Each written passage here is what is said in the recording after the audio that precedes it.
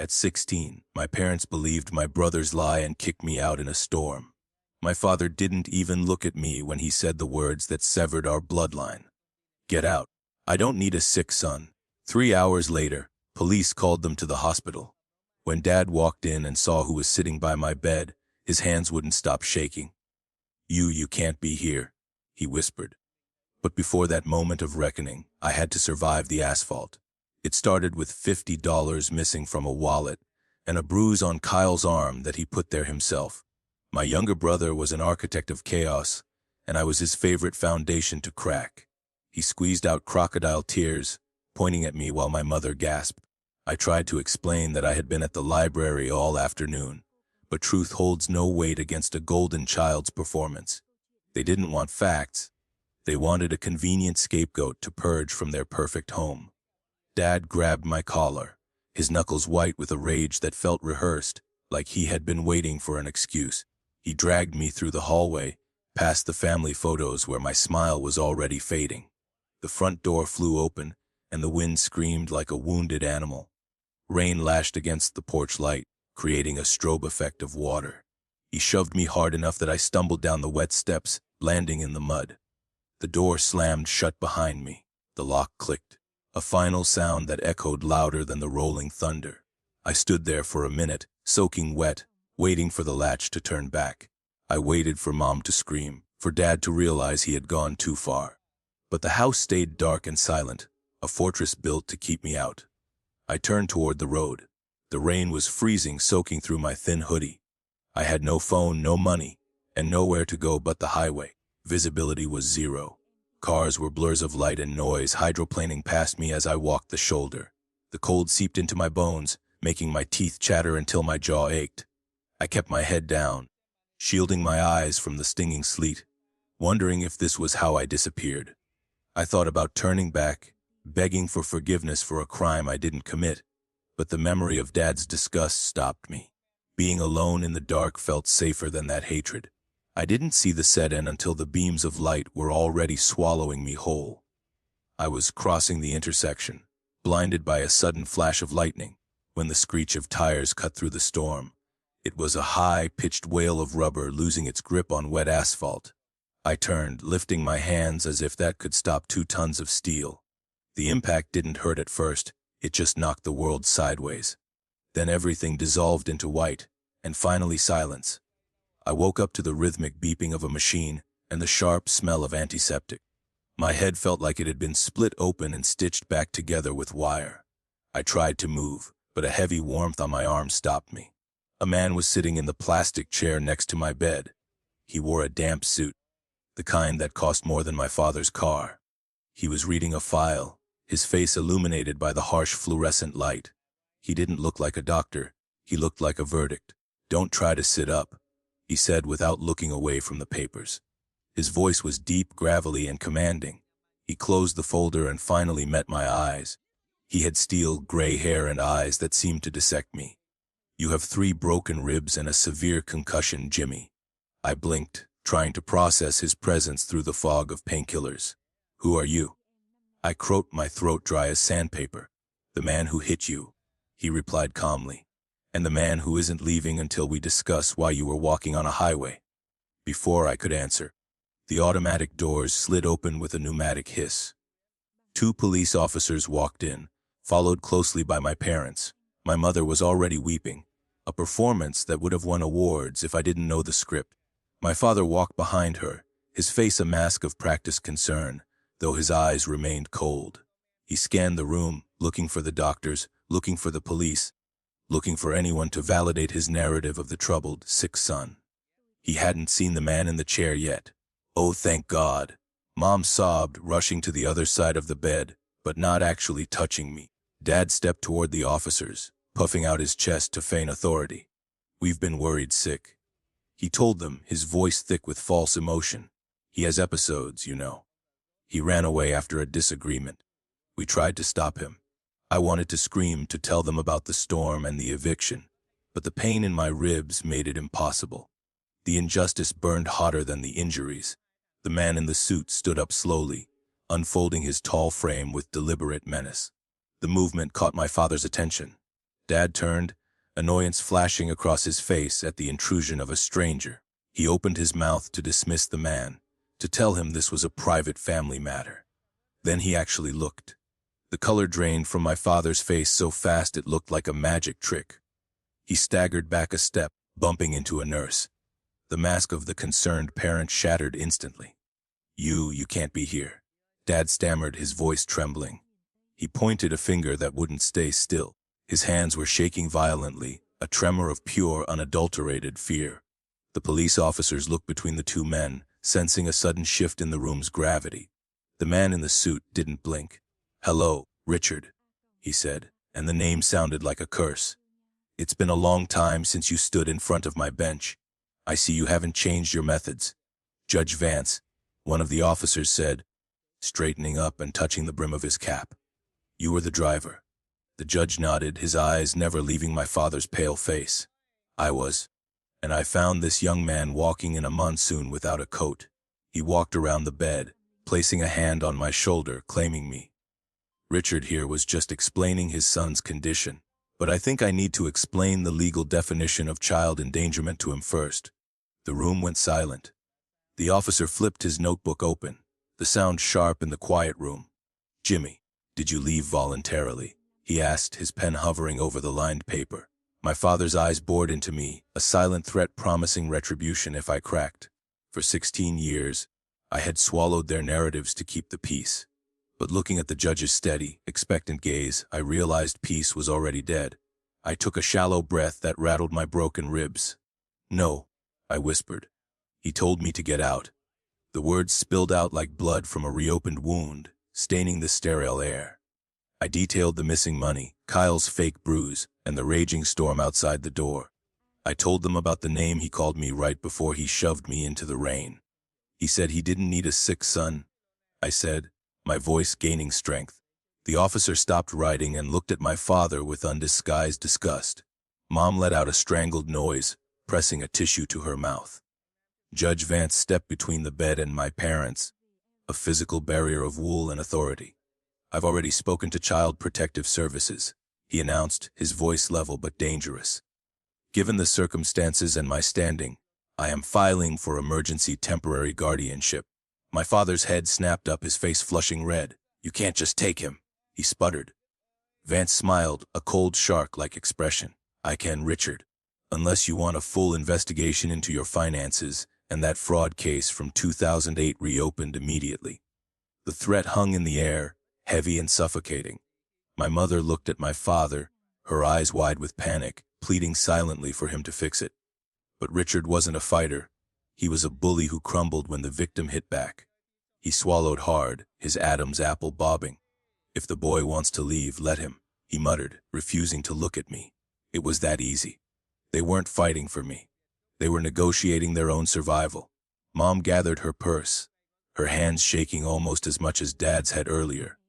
She looked at me one last time, but there was no love in her gaze, only resentment for the embarrassment I had caused. "You always were difficult," she whispered, a final parting shot to absolve herself of guilt. They turned and walked out of the room, flanked by the officers. They didn't look back. The door hissed shut, sealing off the only life I had ever known. The silence that followed was heavy but clean, like the air after a thunderstorm breaks. I slumped back against the pillows, the adrenaline draining away and leaving me exhausted. Judge Vance sat back down in the plastic chair, resuming his vigil. "You did the hard part," he said quietly, opening his file again. "Rest now, Jimmy. You have a long road ahead, but you won't be walking it alone." For the first time in years, I believed a promise. My phone, which the nurse had placed on the bedside table, buzzed against the hard plastic. It was a cracked, cheap model, but the screen was still legible. I reached for it, expecting an apology or maybe a confused message from a friend. It was a text from Kyle, no remorse, no guilt. Just 2 words glowing in the dim light: "Good riddance." I stared at the screen for a long moment, then pressed the power button until the world went black. Living with Judge Vance was like moving into a library that occasionally served dinner. His house smelled of mahogany, old paper, and strict expectations.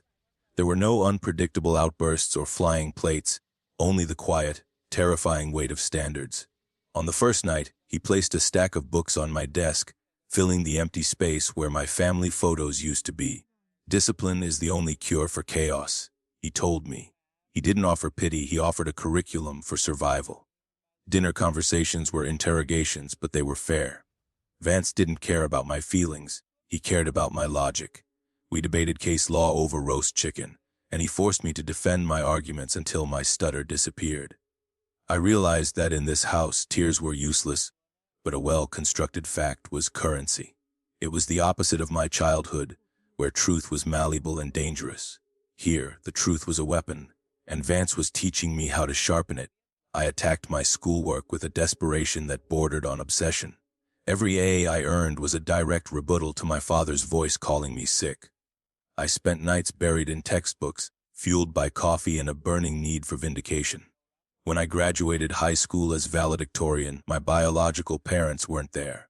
Vance stood in the crowd, clapping once, a nod that meant more than 1,000 empty cheers. I wasn't broken anymore. I was becoming dangerous. University became my battleground, and the law library was my trench. I chose pre-law not for the money, but to understand the mechanics of justice that had failed me. I wanted to know how to dismantle liars like Kyle and protect kids thrown into storms. Vance read my essays with a red pen, slashing weak arguments without mercy. "You have to be better than them," he said, handing back a bleeding page. "Mediocrity is a luxury you cannot afford." The ghost of my old life still haunted the digital edges of my new one. Late at night, I scrolled through social media, watching Kyle's life unfold in curated squares. He was failing classes and getting into trouble that magically disappeared. I saw a post about him totaling a car, followed by a picture of him with a new one a week later. The injustice gnawed at my gut. They were still enabling him, still painting over the rot with money. Vance caught me one night, the blue light of the laptop illuminating my anger. He didn't yell. He walked over and closed the screen, shutting off the view of my brother's smirk. "You are looking for an apology they are incapable of giving," he said, his voice cutting through the dark room. "You can't read the next chapter if you keep reading the last one." He pulled a chair up and sat down waiting. It was a challenge. Choose the past or the future. I looked at the black lid of the laptop, then at the man who had actually saved me. I realized that hating them was still a form of connection, a way of letting them live in my head rent-free. I picked up my phone and deleted the numbers I had memorized since childhood. I blocked the accounts. I severed the last nerve ending. I stopped looking back at the storm and started building the man who would have to face them again. 12 years later, my office view was a skyline, not a storm. I had traded the wet hoodie for tailored charcoal suits, but the work remained personal. My nonprofit, the Lighthouse Project, had just secured funding to provide legal counsel for displaced teens. I spent my days fighting for kids who had been thrown away, using the law to shield them from the systems that failed me. I was 28, successful, and finally whole. Then the mail arrived. My assistant placed a heavy cream envelope on my desk, the gold embossing catching the afternoon sun. It was an invitation from State University, the prestigious institution my parents had worshipped from afar. "They want you for the keynote," she said, tapping the heavy cardstock. "The theme is resilience in the face of adversity. It fits." I opened it, scanning the date. May 15th. The breath caught in my throat. That wasn't just a date, it was a deadline. I knew that date because I had seen it on a mutual friend's feed. May 15th was the day Kyle was finally graduating, 4 years late and likely carried across the finish line by tuition checks. The universe was playing a cruel joke. My brother, the liar who broke our family, would be sitting in the audience while I stood at the podium.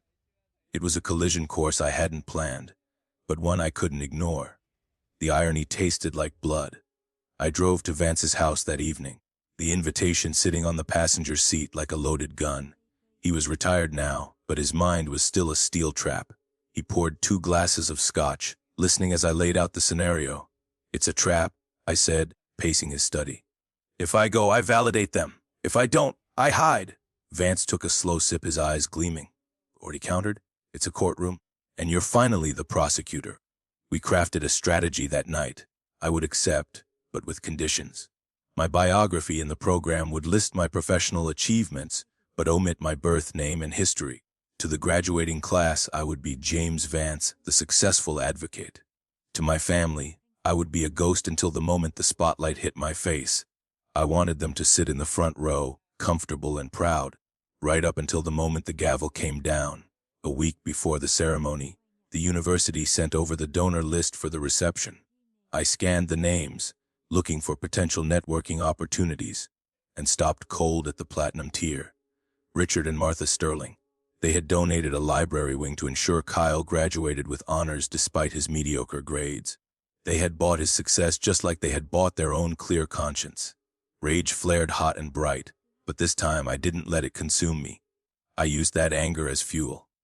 I rewrote my speech, scrapping the safe platitudes about hard work. I replaced them with the raw truth of a boy left on a highway. They wanted a speech about resilience. I would give them the source code. I signed the final acceptance forms and sent them back. They had paid $50,000 for front row seats to their own reckoning. I packed my bag. The storm was coming back, but this time I was the thunder.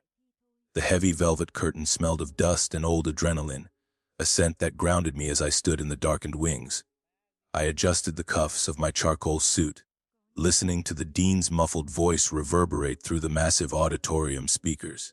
He was reading the introduction I had carefully sanitized, listing professional accolades that belonged to James Vance, not the discarded boy named Jimmy.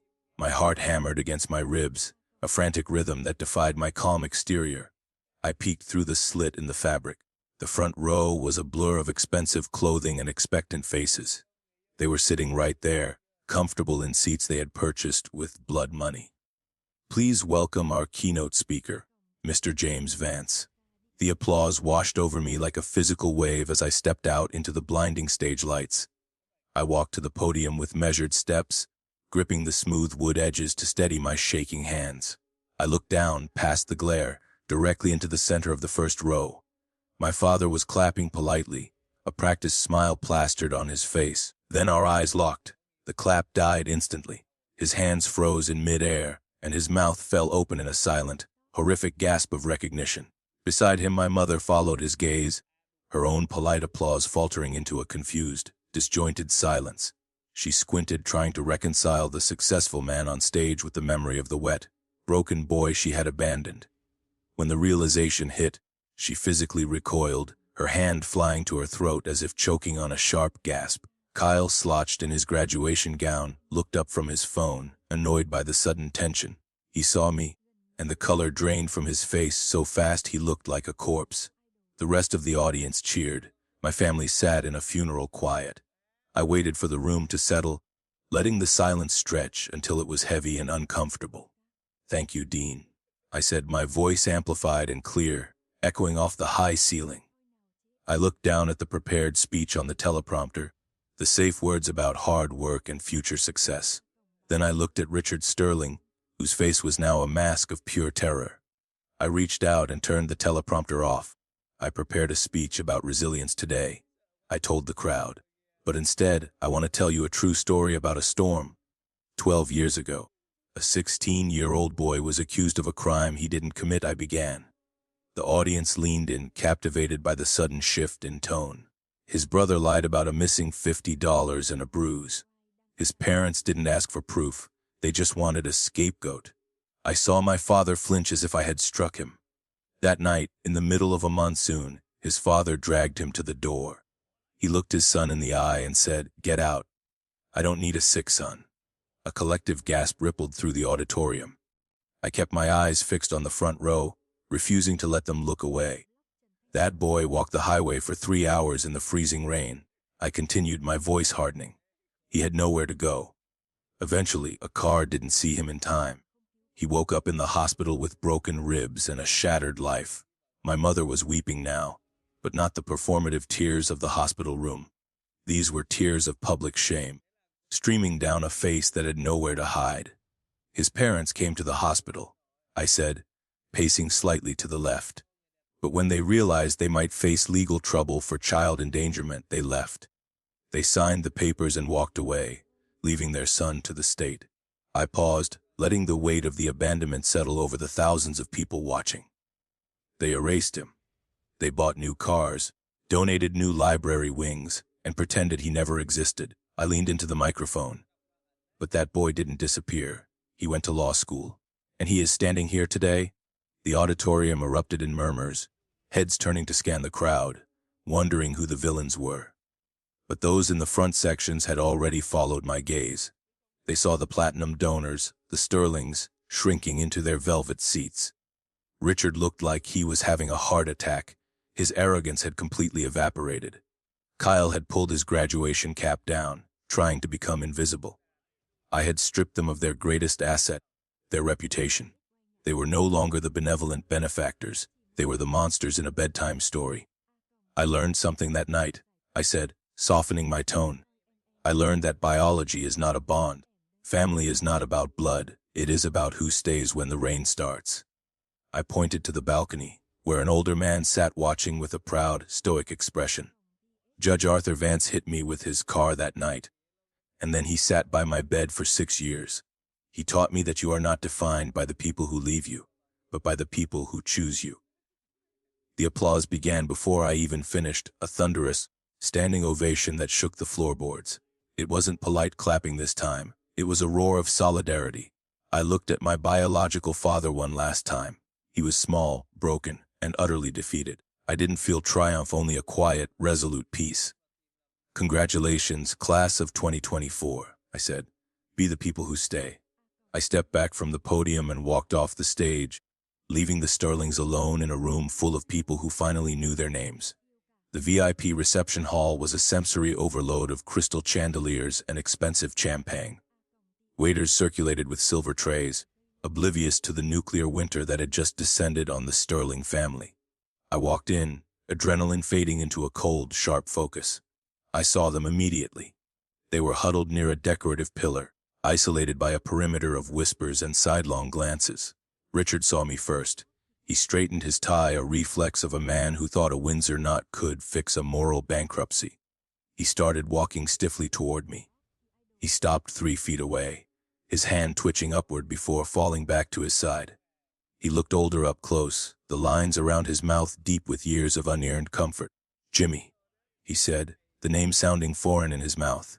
That was quite a performance. He tried to smile, but it was a grimace of panic. Beside him, my mother wouldn't meet my eyes. She was picking at a loose thread on her designer clutch, unraveling it just like their carefully constructed reputation. We need to talk right now. Not here, Mom hissed, glancing at a donor staring openly at us. She stepped closer, smelling of lavender and denial. You didn't have to do that, James. You didn't have to humiliate us in front of the board. Her voice was a hushed plea, not for forgiveness, but for discretion. We were confused back then. We were scared. You were a difficult child, and we made a mistake. She framed 12 years of silence as a clerical error. It was breathtakingly arrogant and cruel. Kyle chimed in, swirling the ice in his whiskey glass. Yeah, man. A bit dramatic, don't you think? The sick son bit was heavy. He chuckled nervously, looking for an ally in his parents, but they remained stone-faced.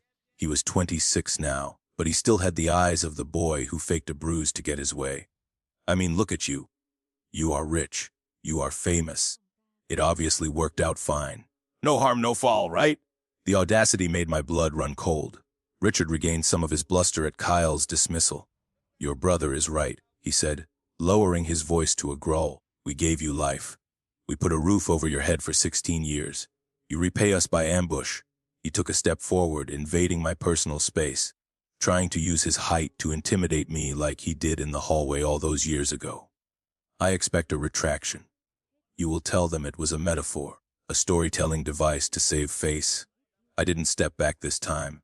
I looked him dead in the eye, seeing the fear behind the aggression. I didn't tell a story, Richard. I read a deposition. I reached into my jacket pocket and pulled out a folded piece of paper. It wasn't a speech, it was a copy of the police report from the accident, the one Vance had saved. You didn't lose a son. You threw one aside because it was inconvenient. I held the paper out. He didn't take it. I turned my attention to Kyle, who was suddenly finding his shoes very interesting. And as for you, I said, my voice cutting through the ambient noise of the party. Judge Vance didn't just adopt me. He investigated. Kyle's head snapped up. We found the ATM footage from the library, Kyle. Time stamped. I was 3 miles away when you said I hit you. His glass slipped from his fingers, bouncing on the thick carpet with a dull thud, spilling amber liquid everywhere and staining his shoes. He knew. I said to my parents, pointing at the golden child. He admitted it to his friends on social media a week later. Got the freak out of the house. We have the screenshots. My mother let out a sharp cry, looking at Kyle with sudden horror. Richard froze, the betrayal hitting him from a new angle. They hadn't just abandoned me for a lie. They had abandoned me for a sociopath who laughed about it. The foundation of their justification crumbled instantly into dust. A young woman in a graduation gown, who had been waiting near Kyle, took a slow step backward. I recognized her from his photos. She was his fiancée. She looked from the spilled drink to Kyle's pale, guilty face, and then she simply turned around. She walked away without a word, disappearing into the crowd. Kyle called her name, his voice cracking, but she didn't stop. He was alone now, stripped of his audience and his armor. The isolation I felt at 16 was now his to bear. I buttoned my jacket, feeling lighter than I had in a decade. I don't want an apology, I told them, my voice final. I just wanted you to know that I survived you. Richard reached out again, his hand trembling violently, a mirror of that night in the hospital. Jimmy, please, he whispered, a broken man begging for a lifeline. I didn't take it. I turned my back on them, and this time my hands weren't shaking. Theirs were. The fallout wasn't an explosion. It was a slow, agonizing rot. In the weeks following the speech, the sterling name turned toxic. Donors demanded refunds, and the university quietly removed their names from the library wing. Kyle's job offer was rescinded, not because of me, but because the internet found the old screenshots and did what the internet does best. I watched it happen from a distance, checking the headlines like weather reports. It didn't bring me joy, but it brought a strange sense of alignment. The world finally saw the truth I lived. I sat on Vance's back porch 1 month later, watching the sun dip below the tree line. The air smelled of pine and cut grass. You look different, Vance observed, setting a mug on the table. He didn't mean my suit, he meant the tension I had carried for 12 years. I feel lighter, I admitted. I always thought I was the broken one. Vance shook his head, his eyes kind but firm. You were never broken, Jimmy. You were just the only one in that house who refused to bend to the lie. The silence from my phone became a boundary I had fortified. My work at the Lighthouse Project exploded, and donations poured in after the speech went viral. We hired 3 new attorneys to handle the caseload. I stopped seeing myself as the survivor of a storm and started seeing myself as the architect of the shelter. Every kid who walked through our doors looked a little bit like me.